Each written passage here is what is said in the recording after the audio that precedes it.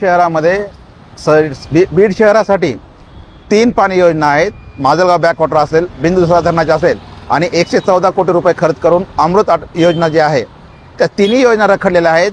लोकप्रतिनिधी, प्रशासन आणि ठेकेदार यांच्या हलगर्जीपणामुळे बीडकरांना महिना पाणी येत नाही आहे. आपण पाहिलं या ठिकाणी लोकांना पाणी विकत घ्यावं लागतं जारचं, किंवा ज्याप्रमाणे आता पाहिलं वॉलवर पाणी भरावं लागतं. बीड जिल्ह्याचे पालकमंत्री अजितदादा पवार हे वित्तमंत्री आहेत, नियोजन मंत्री आहेत. ते पालकमंत्री झाल्यानंतर बीड शहराला जो महावितरणचं 33 कोटी रुपयांचं देयक आहे, ज्यामुळे बीडचा पाणी पुरवठा खंडित आहे, ते कमीत कमी प्रश्न सुटेल असा बीडकरांना आशा होती. मात्र ती आशा फार धुळीस मिळालेली आहे.